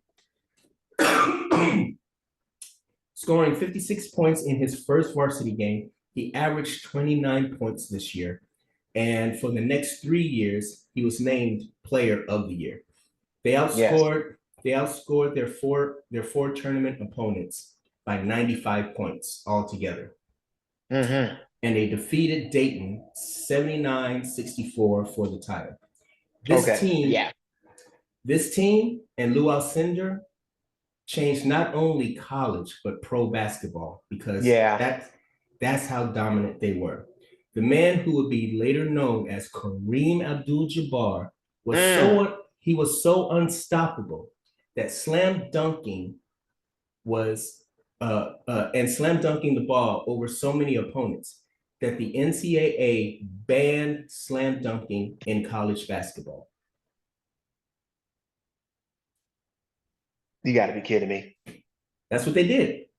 Wow. This is why he's so dominant. So Mm. Change in the order rule. in order to be competitive, he created and he worked on a new way to score. And ladies and gentlemen, the skyhook was born, and the rest is history. Mm. No kidding. So the skyhook came from the ban on dunking. Because I guess in theory you could, I don't know if I'm on camera, you could say you're dunking, but you just stop. You don't go all the way. I'm left-handed. So you don't That's a good you just way of stop putting it. there, and hence I'll just and then he could get it from a distance That's a over good way time. of putting it. Yeah. Yeah, This team changed basketball. it changed it. They Wow. changed basketball. This is what you call dominance. This is what you call greatness. When you have a team with players that go on to do unbelievable things, Wow. you have to pay homage. Again, I wasn't around when I was born, but I am such a fan of Kareem Abdul-Jabbar that Oh God, yeah. I always research UCLA and their dominance. Again, Hmm. they won 7 titles in a row. They won 10 out of 12 years. So basically, from the mid 60s to the mid 70s, late 70s, you had to go through UCLA to win, You had to. Yeah, you had to. and you didn't win all the Oh, time. and you didn't do it's. I'm looking at their record here. They've got the closest one, just as a quick scan. The only team that got within 10 of them at the final score, at least, were Washington State at Washington State, 67. Excuse me, 67 for Wazoo, 76 for the Bruins, and they had an overtime game against USC, 40 to Mhm. 35. Yeah. There's one against Oregon, 34-25. I guess it was widely divergent because the game before that, they also played Oregon at home and beat them 100 to 66. So they played them the next day. Was it the next day? No, wait, a week later, went up to Oregon and the game was like that 34 that would 25. I'm that not would have sure been how that worked crazy. in them days. One game you score 100 points, and this game you score 34. Exactly. But I guess that can say that means you can win in multiple types of ways. If the other team manages to slow down your offense, your Mm-hmm. defense can in turn slow them down. I don't know if the shot clock was there back in them days or not, but to keep the game Yeah, of moving. course. Oh yeah, they Yeah, still was it had there to. then They in the still had to. 60s? Yeah. Of Okay. course. Okay. Yeah. So and then in the NCAA tournament, nobody got within 15. Yeah. So I mean, yeah, it you had nothing there. So it's really was a heck of a run. That is dominance personified. I and Lou Alcindor at the time, of course, we all know Kareem Abdul-Jabbar, and then the way it changed basketball. If there ever was a UCLA team that should be in here, this seems like this will be the one to do. Like if you think about it, and this is the last thing I'll say. If you Sure, think sure, about sure. it, this is this. I think this was the first one, but maybe it wasn't. But this was the first. This was the first of 3 years where Mm, this team went 30 plus and zero. And I'll just give you a quick example of what I'm saying. So Lou Alcindor, Kareem Abdul-Jabbar, in 3 years of high school, starting on the varsity team, mm-hmm, 3 years of mm-hmm, high school, this man lost 2 games, mm. two in 3 years, and then he goes to UCLA. He's in for 3 years. He played for 3 years, Mm-hmm. lost 1 game. Mm. That's how dominant not only It's as this man dominant was. is, but how dominant UCLA was. So you go Yeah. 30, what was it, 33 and 0, or was it 30 and 0? Yeah. What did I say? Yeah. 30 and 0. So you go 30 and Mm-hmm. 0 one year. You go somewhere between 30 and 1, 29 and 1 the next year. And then you do it again, 30 and 0 the year after that. Mm. 1 game. He only lost 1 game in his collegiate career. Wow. Three times most outstanding player, 3 times player of the year, 3 NCAA titles. And the crazy thing about it is, after that, they didn't stop. Oh no, no, it didn't stop. No. They had 4 more that they won in a row, and 10 and all. I mean, again, you're not going to see that again. You're not No, even you're you're not not. even you're not even going to see four in a row. No. UConn right now is the current team that is trying to win three in a row. And if they do, what's his name? Dan Hurley. He will be the first coach to win three in a row since John Wooden. Oh wow. Oh wow. And it's something where it's single season, but to talk about the greatness of UCLA ball in them days, I mean, it's just and people were playing. They were integrated teams. It was just the Southeast Conference at that point. I mean, like we talked about with Mm-hmm. Texas Western, it wasn't everybody. It was. It's not like they were the only team with black guys on it. It was just a mad thing they were able to do. So, whoo, that is going to be tough to beat. Man, go Oh, for it. Go ahead and all give me right. a go ahead Well, and give let's me a keep going here name. because it makes it easier for editing. We're gonna go down. I don't know what the hell highway it is, or I don't know how you even get around LA, but we're gonna take the whatever they call it from UCLA to USC to the Lady Trojans in 1984. Women's Oh, basketball. Is oh, this the best team ever? So some people say they may not be the best USC team because this was USC's era. But it mm-hmm, possibly four of the most important women in college basketball were on this team, at least two, maybe even four. The McGee twins, Pam and Paula McGee, Cynthia Cooper, the sister, mm-hmm, and mm-hmm. Cheryl Miller. Tell All it. were back. Oh man, all were back from the season before to defend the national championship. They went 29-4. They were ranked fifth going into the tournament where they met Tennessee. Here we go in the title game. The McGee twins combined for 50 points and 8 blocks and went on to beat the Lady Balls by 11 points, 72-61.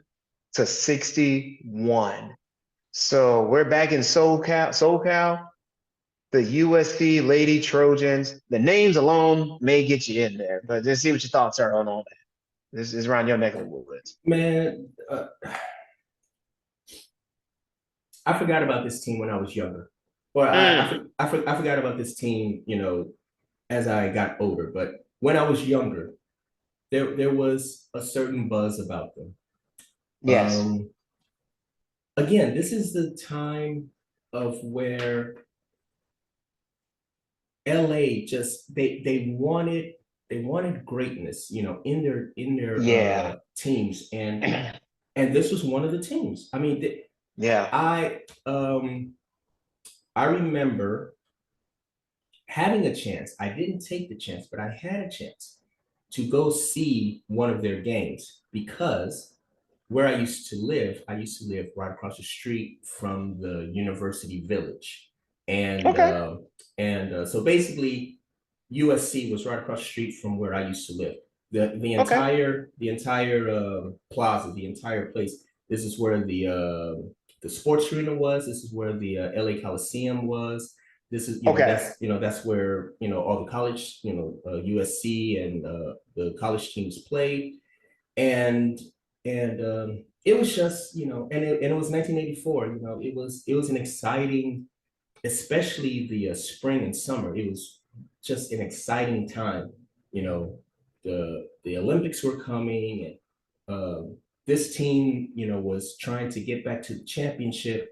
The Lakers were trying to get into the finals. Just everything was happening, Oh and man, the 80s, mid it 80s in was LA. it, Woo!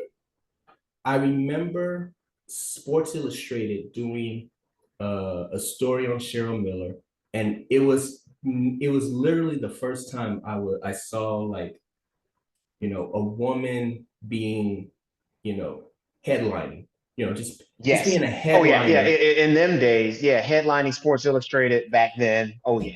Oh and yeah. not being on the swimsuit, not being on the Yeah, swimsuit not issue. just a swimsuit. Yeah. So it was kind of what do you call it? It was groundbreaking, Mm-hmm. and I just didn't. I just at the I was still young, so I didn't know what kind of team this was. I really didn't know who Cynthia Cooper was until later years, Mm. obviously. And yeah, this is royalty here. This is basketball royalty, all from one squad. Yeah. You're right, because you had to think when I was reading the prep here and they had Cheryl Miller. I mean, my father back in them days, he was convinced if there was a woman that could play in the NBA, it was Cheryl Miller. You Everyone could was not convinced tell that. dad, you couldn't tell dad otherwise. They said she can play in the Everyone was NBA. convinced that she Yeah, should she could play. Yeah, at you least couldn't tell try to her go to the otherwise. You NBA. couldn't tell him otherwise. A tall 6'2", 180 pounds back in them days would still be dominant today if she played. Gold medals and everything. It's really just one of those things. I don't think we didn't have the WNBA for another 12, 13 years from then, from that Mm-hmm. roster at least. So the highest you could ever go was the Olympics. But it's really Or Europe. and then yeah, or you're okay. Yes, right. Okay, yeah. And I don't think she played in Europe. I'm looking at Yeah, I don't if think she she did did, it either. wasn't on. It's not on here. Yeah, Yeah. not on my notes here. But yeah, so she's really, and then Cynthia Cooper on top of that. I mean, my goodness.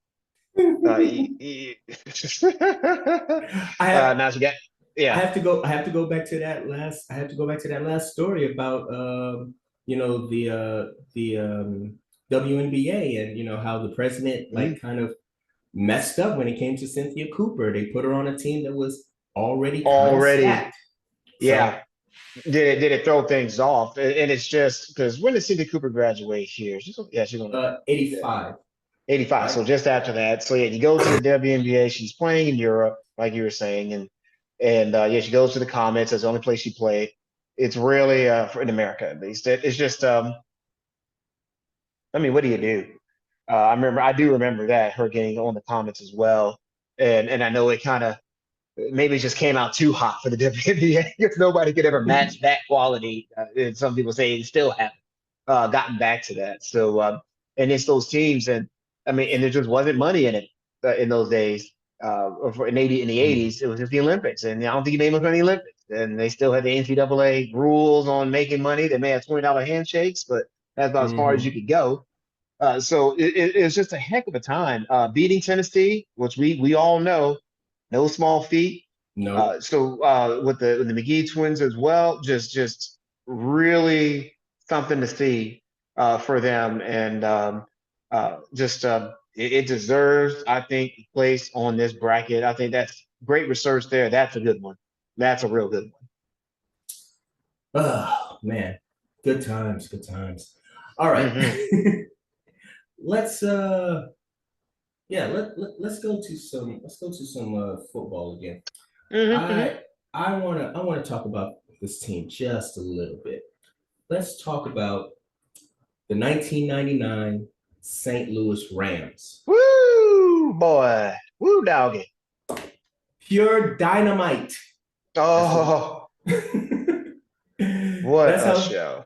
that's how some people would describe the team. The greatest show on turf, as they walloped the NFL with a Oh, 13-3 record and record numbers in offense.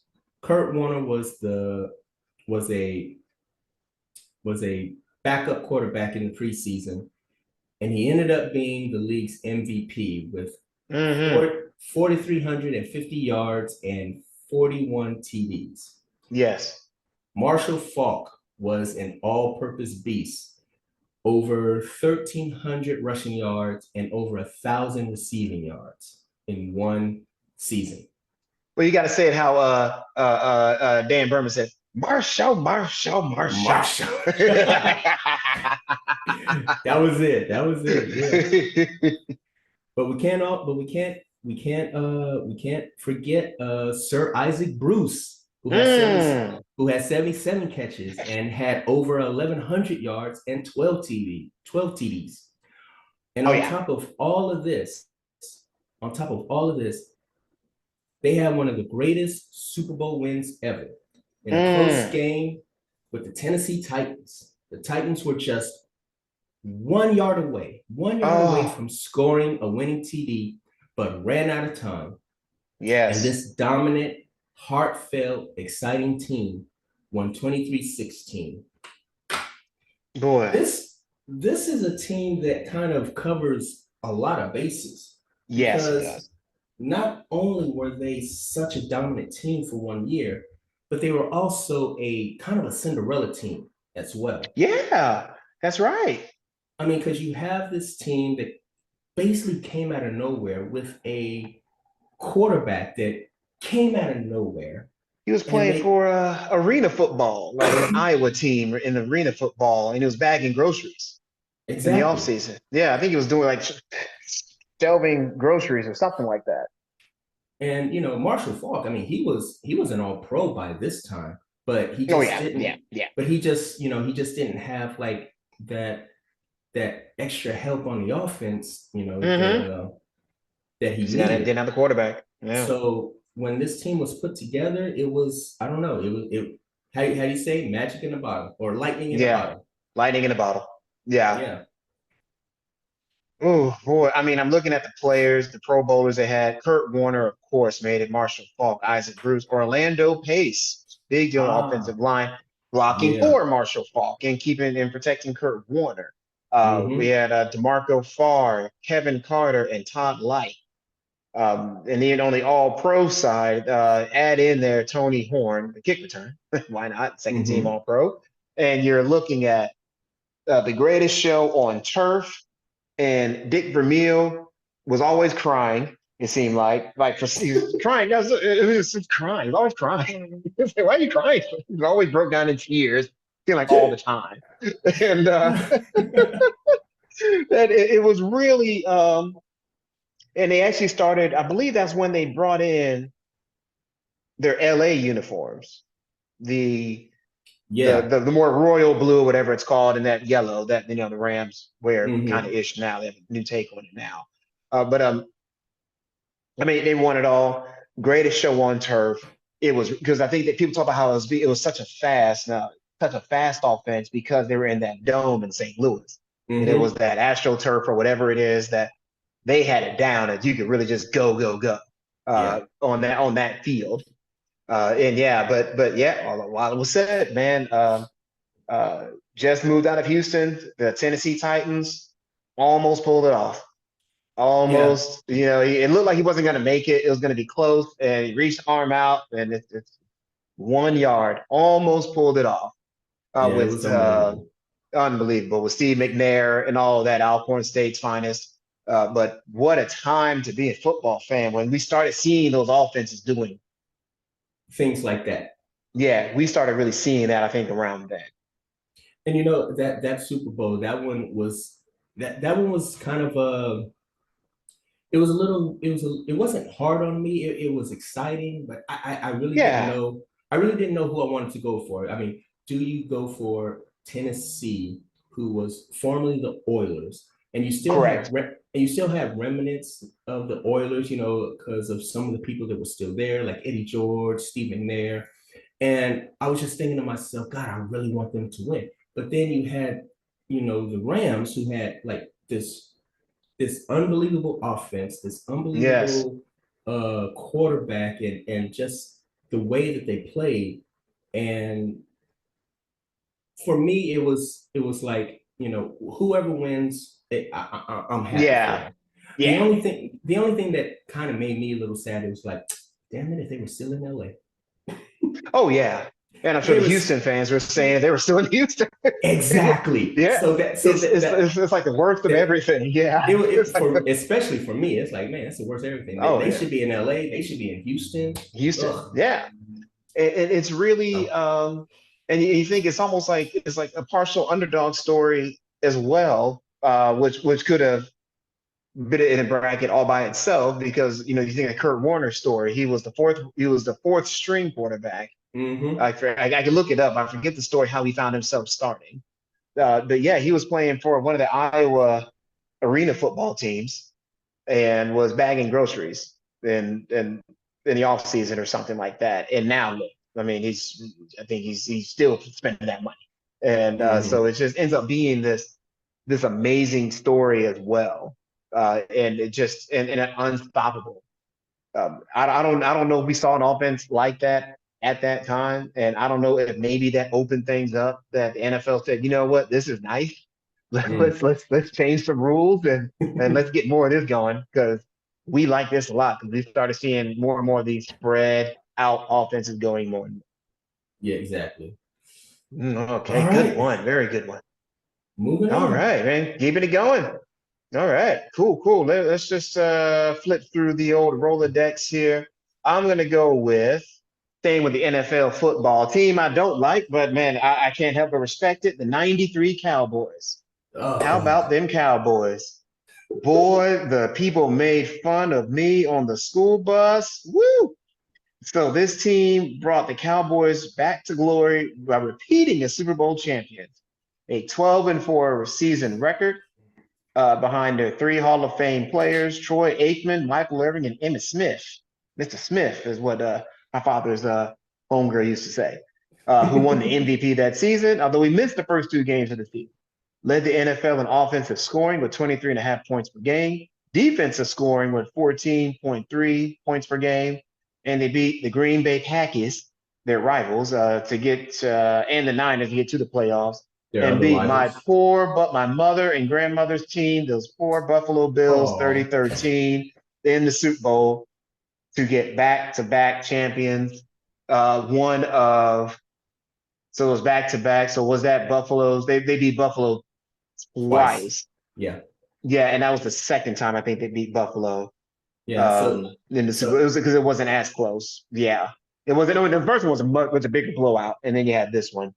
Um, if I recall, no, the okay. nine. Actually, no, actually, this wasn't the time when Buffalo was just severely losing Super Bowls. This was another time. But, Okay, yeah, I but need to get yeah, my number. yeah. But man, actually no, I got in the fights. It was the Redskins. I forgot. I was in Charlotte. They were all Redskins fans um, in North Carolina, and I was going for Buffalo. So everybody's giving me stick Hmm. back in the day in the school buses about that, you know. So never did like the Redskins. But man, the '93 boys. Oh, the how about them Cowboys? Cowboys. What are you telling me? Boys. What do you think about them boys, man? Okay, I'm not gonna lie. Look, for a year, maybe for a year, I like the Cowboys. You That's don't okay. have to, Yeah. you know, it's not that bad. I didn't have to go to Mm-hmm, therapy mm-hmm. over it, but Yeah. this was the year that I did actually like the Cowboys.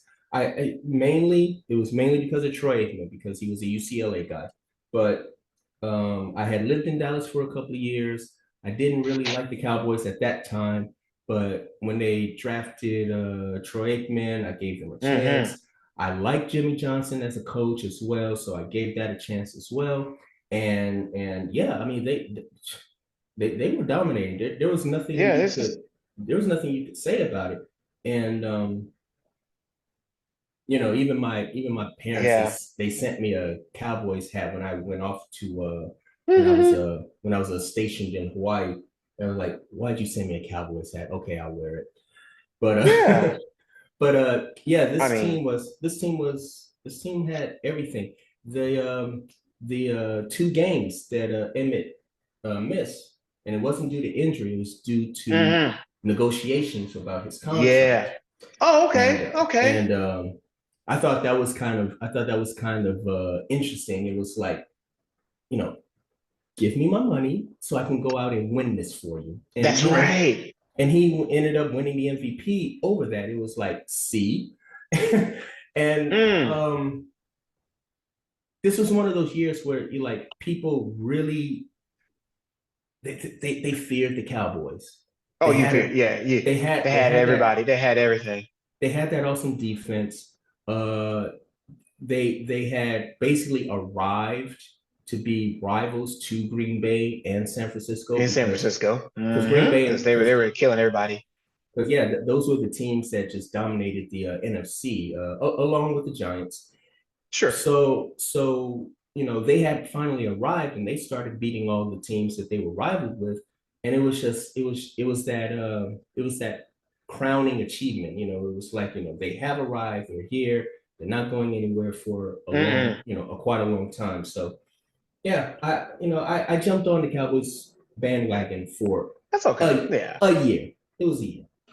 So yeah, my personal story is I had to move to Azerbaijan and get more perspective and distance from all of American sports to where I can sit here today and I'm perfectly fine talking this. Like it's perfectly fine. It's not the end of the world at all. I don't have the flashbacks and all that stuff. It's just We're yeah, they're fine. really good. Yeah. But it took that for how much I couldn't stand the Cowboys in Oh, those days. I still can't Yeah, stand them. But yeah, it's yeah. more. But But it's now we're more not winning. It's more for fun now. It's like exactly. It's more it's more to ha watch ha. Stephen A. Look at them. Smith and Skip Bayless, Stephen A. Michael Irvin. It's such a shame Michael Irvin got kicked off the show. 'Cause I love Shannon Sharp to death, but man, those Monday mornings with Michael Irvin and Stephen A. after a big Cowboys loss, oh, that was television. That is good TV right there. I, But looking back at this team, the Pro Bowlers, many of them in the Hall of Fame, Troy Aikman, Michael Irvin, Emmitt Smith, he already talked about. Daryl Moose Johnston, they used to yell Moose every mm, time he ran the ball as a fullback. yeah. Jay Novacek, Jay Novacek. offensive Yep. guards, offensive lineman, Eric Williams, and FAMU's own, Florida A&M's finest, Nate Newton. Center, Mark Yeah. Stepnoski. Defensive end, Russell Maryland. Ken Norton Jr., Wow. linebacker. Yes. Thomas Everett, free safety. And they eventually added prime time down the line. I mean, we're talking, good Yeah. Lord, man. It's just um, and it was because of Jimmy Johnson as the coach. And because Jimmy Johnson, I don't think he was the general manager then. No, he was. He was Yeah. He was co-general general managing with manager. Jerry Jones. And he Yeah. was the only one he pushed back on Jerry to do trades, to get the guys he wanted in, and here they are Hmm. winning everything. And Exactly. of course it's they won. I think they got one more after they ran off Jimmy Johnson. Hmm. But if everyone knew that was Jimmy Johnson's team. That's the team that did it. And um, I mean, you can't overstate how over the Cowboys were in pro wrestling terms. You can't overstate how big they Yes. were, and they already, the America's team moniker was there. Everybody considers the Cowboys their rival. Well, I think it's you go on Wikipedia today, you look up an NFL team, and Wikipedia somewhere in there it'll say just their general page, Carolina, whatever. It'll say they're rivals. It'll have whoever they play in the division, Tampa Bay, Atlanta, whatever, and the Cowboys. It's like, how do we have a ride with the Cowboys? We're not even saying anything here. But the Houston Texans ride with the Cowboys. Well, because of that, everybody has a Cowboys story, and I think a lot Hmm. of those stories were right here. '93 this season. You may want to throw in a couple seasons before, throw in a couple seasons after, but this Hmm. this is where we really got that true America's team, the team you love to hate. Uh, '93 Cowboys. You cannot overstate it. Broke our hearts for Buffalo, but that's just how it be. Yeah. No doubt about it. And if Buffalo, it's a shame Buffalo's not in here, but I mean you can't lose like that and be considered having a great single season. No. Um, it was some times there. So Okay. how about them boys? I got to give it up to them, and it takes some. I'm glad I got perspective now as I grew up Yeah. and had a family and life and Right. career. I wouldn't get so Right. upset about these things. Right. Right. Yeah. Yeah. Yeah. Yeah. All right. Enough of that. We're gonna get off a dick. So All right, there we go. so enough of that. Let's talk about a Yes. real. We're gonna talk about a real team, and this is my last. This is my last one for today. Okay. I Yeah, we'll call it here. I can't believe. Maybe you were leaving it for the last one, but Mm, I'm just making sure that it gets in. So sure, sure, uh sure. so if I have to do it, I'm gonna do it. Sucks to be you. But for my last team for this episode, I am picking the 1995 Mm-hmm. Houston Rockets. Oh Ah! yeah. Hey. All right. Staying in Texas. Because we got to talk about this. Oh God. Oh yes. Oh, So such good time. I'll just go ahead and say it. I'll just go ahead and say it. Mm-hmm. Never, never underestimate the heart of a champion. Mm-hmm.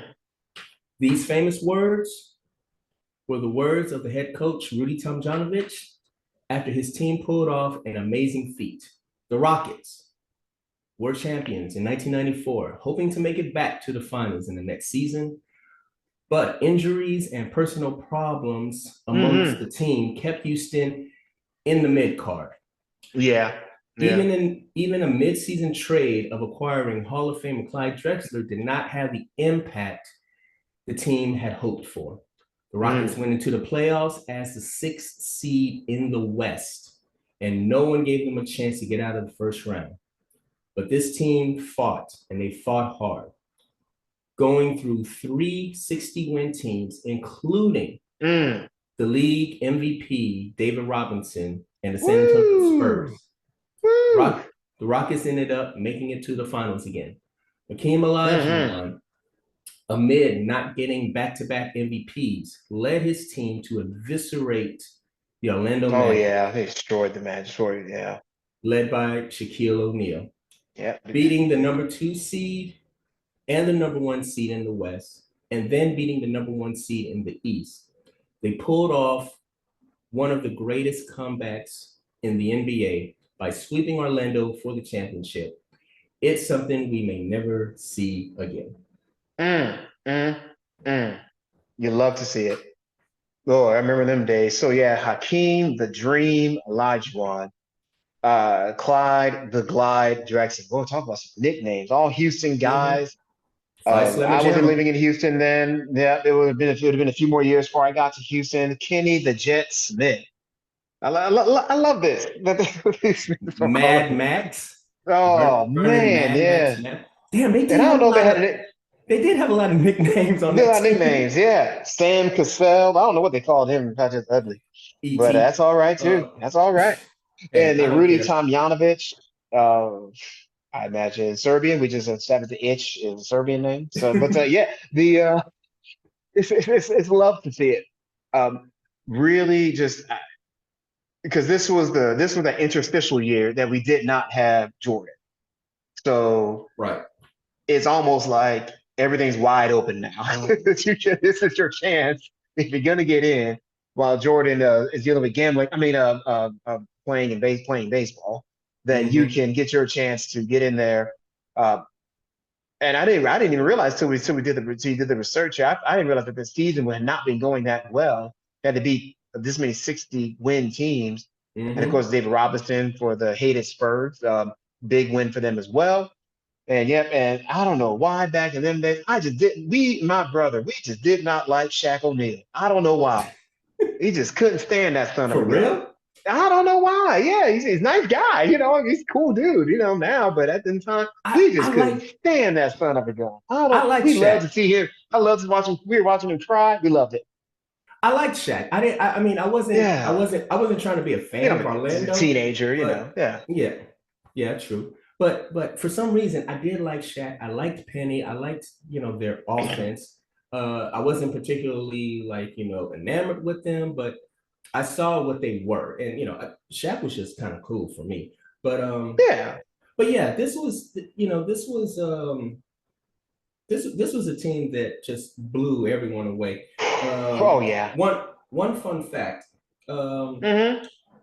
you were talking about Jordan there. This is the team though that if for some reason Jordan had played in 1994 and in 1995, this was the Mm. one team that Jordan did not want to see in the finals. Uh, Ah. Jordan has, said before that, there was always one player that he was kind of worried about, and it was Hakeem Olajuwon. And it makes Yeah. sense because King was so dominant, in the Yeah. paint that no team really had an answer for him, especially the Chicago Bulls in this era between I think it was 1991 and 1997.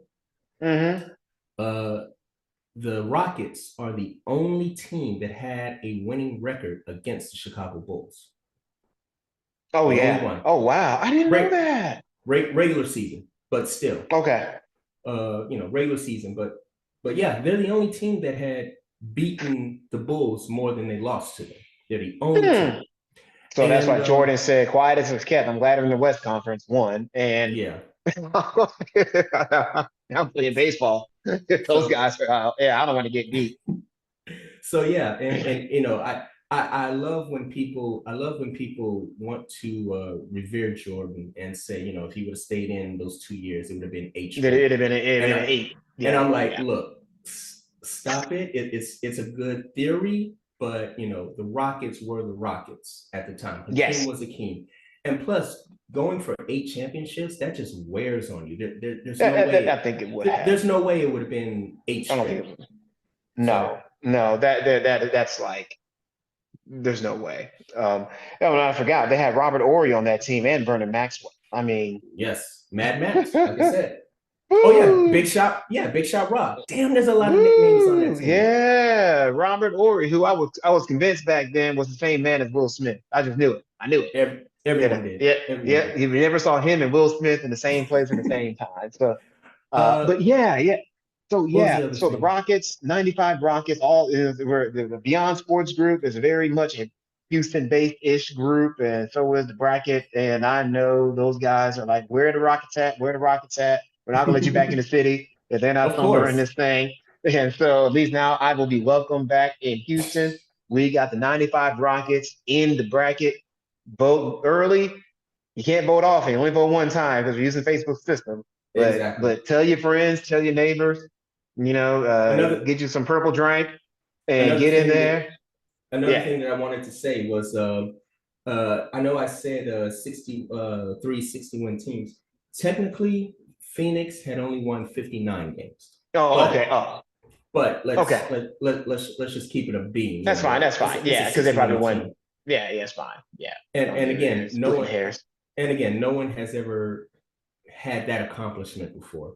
You know, especially as a 6 seed. You know, you're in one of the toughest you're in one of the toughest conferences, Mm-hmm. and you as a someone as a fifth, sixth, seventh seed, you know you have to go through Titans. You had to go through Oh, Phoenix, and you had the to go through Spurs. Portland, the They had Robin Spurs, on the Spurs with David Robinson and all that. Oh, yeah. the Supersonics, and you have to go Yeah. through Utah. You have to go through all these teams during the '90s. Mm-hmm.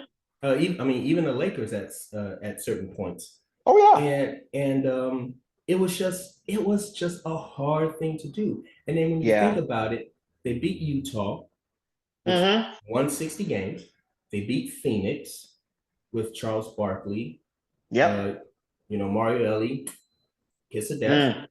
And then they beat San Antonio, who had the best record in the league, and they had the MVP in David Robinson. And Hakeem said, "You know what? I don't like that. Mm. I don't like that. Mm. I'm gonna make him look like a fool." And he did. He made him look He like a did it. fool, and That's right. it was beautiful. It was beautiful. I remember. No, I ain't gonna talk. I ain't gonna play that story. I ain't gonna talk about the story. Okay. All That's right. All right. All right. Cool. Cool. Yeah. Yeah. Yeah. let's Yeah. get to the And last please. one. Let's get Okay. to So the I get a last one. last one, and then we're gonna call it. We're gonna call it for today. At least it sounds like. Yeah.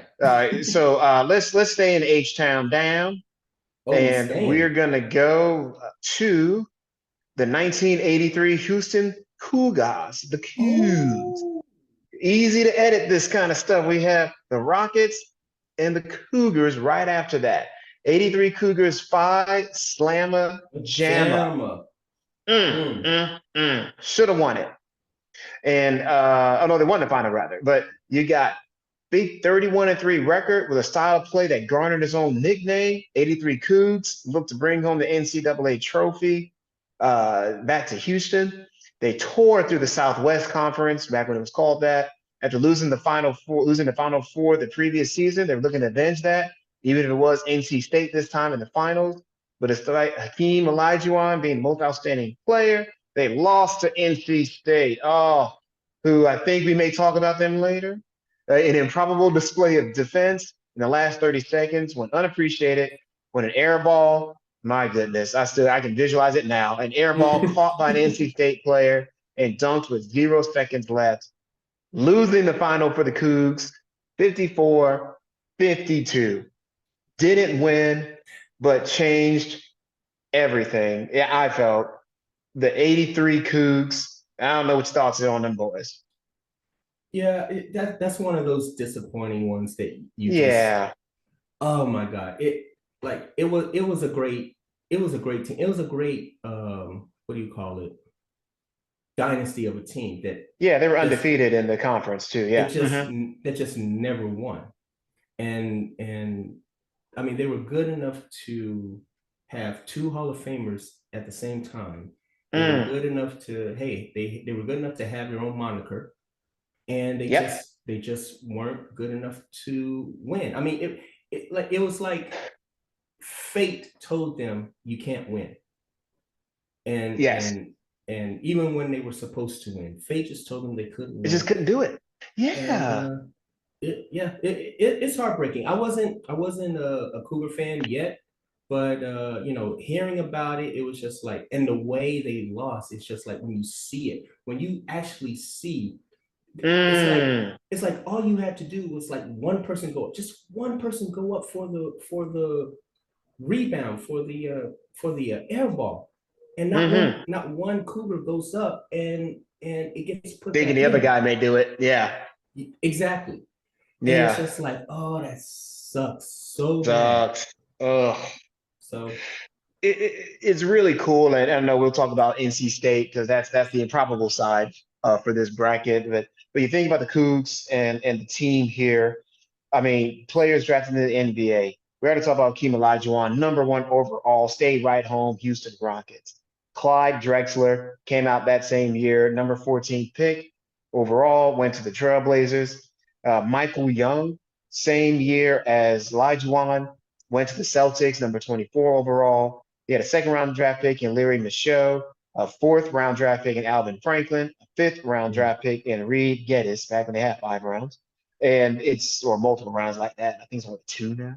yeah, But it's really several All Americans, honorable mention for Michaud and Young. Um, Guy Lewis, Coach of the Year.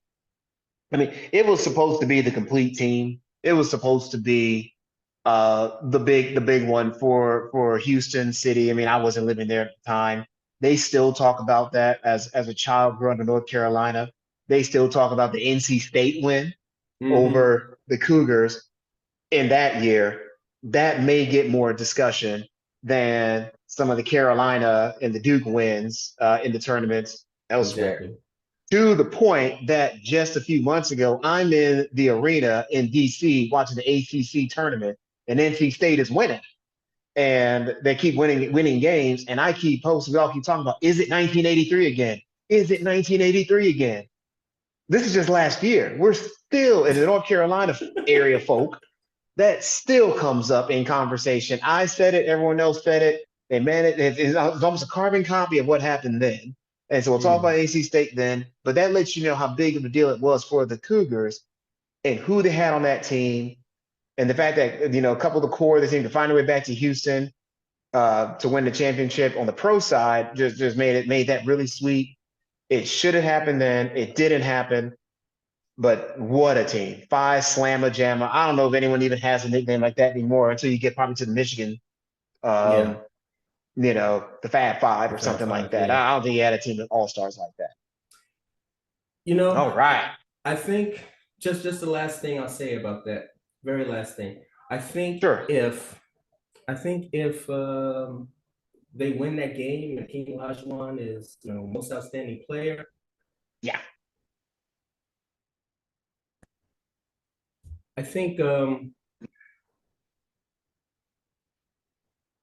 I think he would be talked about differently. Yeah.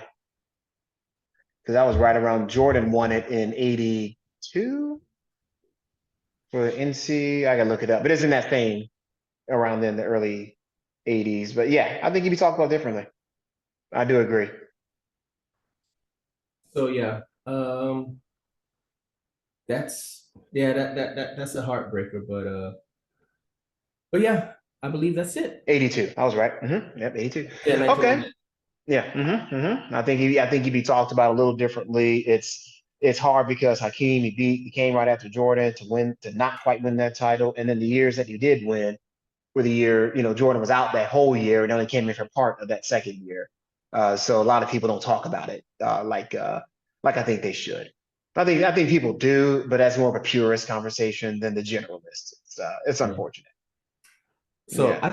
I think I lost some juice in my headset. So Okay. I think it's telling me we're It's done. time to kind of call it for now. Yeah. Well, I'll go on. I can try to close it out this time.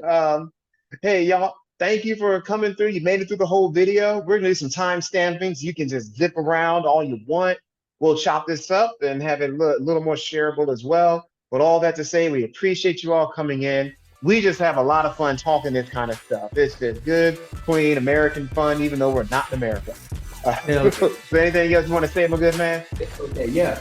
So yeah, once again, please subscribe to the channel. Yes, yes. Keep rolling and going. Because we're gonna do this pretty much every week, or we're attempting to do it every Pretend. week. Yeah, yeah. Oh, yeah. We're gonna talk about these lists. We're gonna talk about these brackets and these lists. Please comment. Tell us who you think should be in. We are halfway done, just about halfway done, and more lists for you. And then when we finish our 64 or our 62, Yes. that's when it's going to come to you guys, and we're going to get your feedback, and we're going to add 2 more. So People's Choice will come up very soon. We'll Yes. fill out the whole 64, and then we will get them bracketed up, and then That's right. And then it really gets interesting. We're talking. Yeah. that's pretty much it. All right. Cool. Y'all be cool. See you next time. Peace. Peace.